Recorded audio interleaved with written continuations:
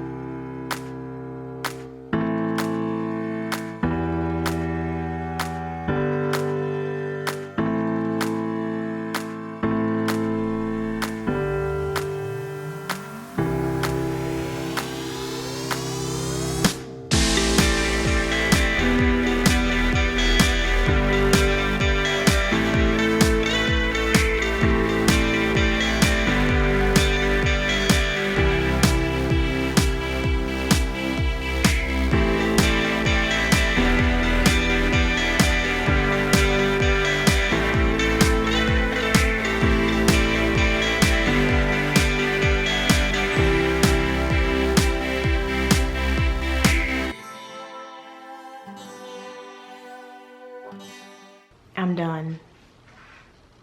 Look at it. And now my whole apartment's a mess. Let's take a deeper dive into what happened. I ended up getting rid of so many Booktube favorites and young adult books. That's the majority of it. But I'm not gonna go through all of them, but we can just discuss some reasons why. And there are a lot of books in here that I've read the first chapter or half of the book or a large chunk of it, and I just didn't like it and am never gonna continue or restart it. First category is Booktube darlings. I feel like this was such a hit when it came out and when it was very Booktube popular, but is it still that great? I just don't think I'll care to find out. A Curse So Dark and Lonely. This is currently very popular. I think there's a trilogy and maybe the second or third one just came out. It's a Beauty and the Beast retelling. I actually bought this one for someone else who turned out they already had it, and I never wanted it. Caraval, such a popular one. A book with a circus. It even has a signed book plate, but I think this was in an Owl Crate box, and I'm just not interested. If I want to read a circus book, I'll pick up The Night Circus, which, yeah, I actually tried to read before, and I stopped because I was bored. But More Than This by Patrick Ness. I've read one Patrick Ness, The Knife of Never Letting Go, and I just really don't care to read anymore. A lot of this is also like young adult books are just not my main interest anymore, so I need to cut back on how many I have because I just have zero interest in reading a romantic romp around Europe, truly. The Girl with Wings. I mean, I've had this for 8 or 10 years, so I obviously don't care. These were huge. I actually read a good portion of Three Dark Crowns, and that was enough to know that series is not for me. I read the entirety of The Cruel Prince with every intention of carrying on, but I enjoyed it in the moment, but afterwards, even though I bought the sequels, I just lost all interest. Remember this? Dark Fever by Karen Marie Moning. This used to be such, I mean, everyone's new favorite book at one point.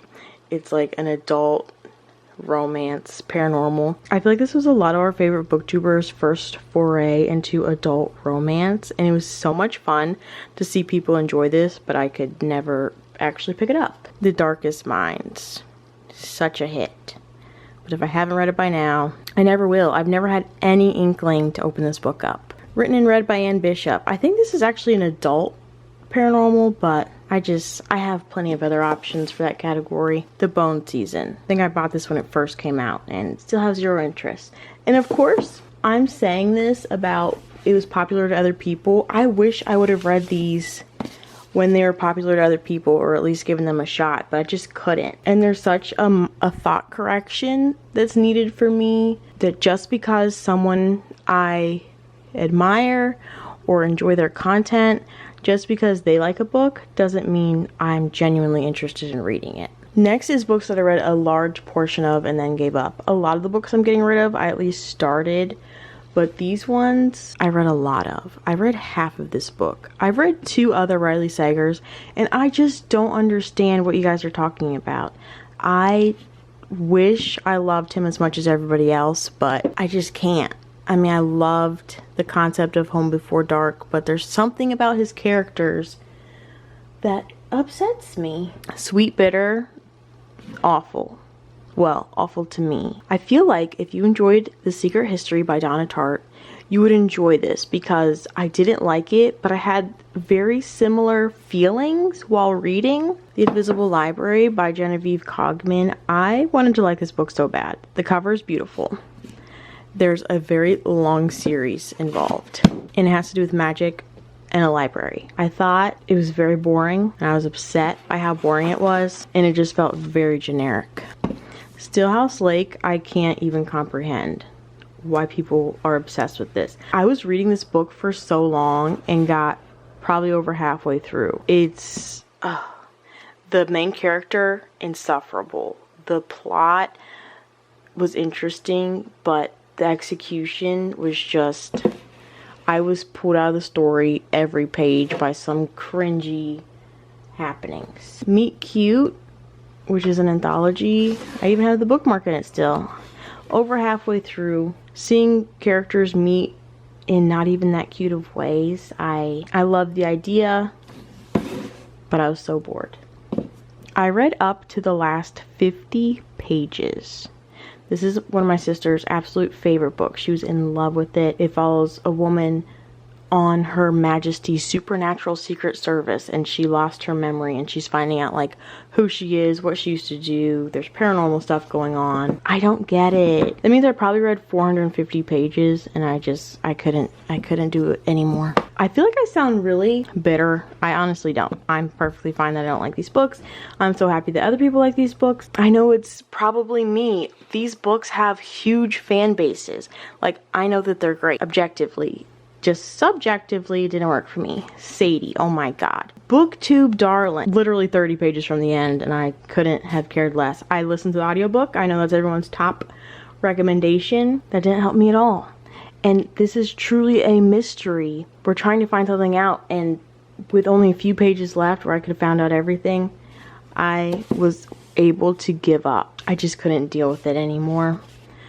Renegades. Wait, this is really weird. These 2 audiobooks are by the same narrator. Do I hate the narrator? Wait, is it by the same narrator? Maybe I hate the narrator. And I know that sometimes audiobooks can ruin a book for me. Well, I've learned that since then. But now I can realize when I'm reading an audiobook that it's not the audiobook for me, and I can quit and go read the physical copy. But now I'm realizing, what if I just don't like this audiobook narrator? Well, I have plenty of other books to read. I don't want to waste my time figuring it out. This book was actually a book club pick for me and my sisters had a little book club. I read over 500 pages of this book and then quit anyways. That's sick. Next on the docket, let's discuss buying sequels before I've even cracked open the first page. Like, how sick is that? I had a 650 page book right here that I thought it would be intelligent to buy the sequels to. Now, a lot of my book buying was truly book collecting. I sometimes didn't even put thought into when will I read this, Will I love it? It's just like, here's a series that I've heard is good. I'm so excited that I could find the sequel. I found a good deal. I was getting so much satisfaction just from the book shopping and like a far off hope, desire to read a book. It wasn't even my main thought anymore. It's just like I was having so much fun buying books. And I'm currently recovering from the disease of buying sequels before I haven't read the first one.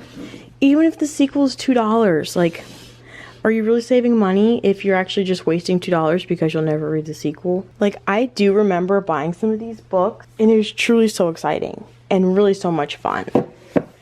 And, like, look at these beautiful covers. Like, I'd be so excited to find all 3 of these on sale for, like, $5 each.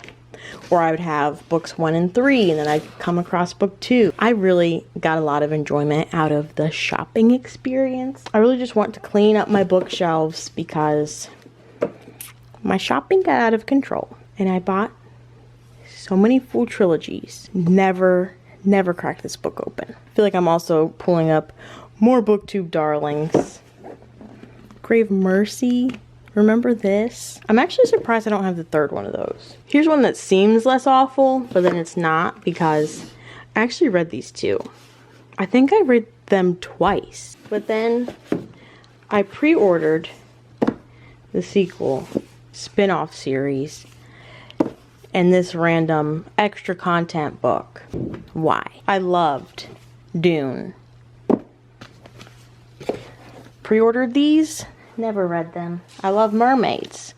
Never cracked these open. And actually bought a sequel to a book I couldn't finish. I was also playing this little game with myself where I would look at what books were left on one shelf and say, if I had to read a book off the shelf right now, what's the last book that I would want to pick up? And that was really helpful and gave me some books that I was surprised I'm getting rid of, because it was literally like, there's 10 other books I'd rather read. And a lot of these books I'm getting rid of, it's not because I don't want to read them at all, like I have zero desire, I think they're gonna be bad books. It's just that I have hundreds of books on my TBR, and I know I'm never gonna pick this up over hundreds of other books. And there are times when I'll finish reading one book, and when I go to select what book I want to read next, I'm just stuck and don't know what to read, and I might not read a book for 2 days because I'm like, I don't know what I want to read next.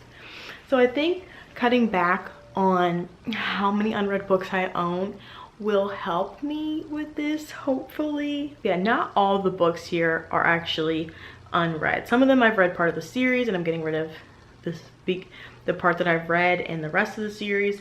Some of them I'm just like, for example, The Afterlife of Holly Chase, I read that. It's a standalone, but I just don't even want to see it on my shelf because I just didn't like it so much.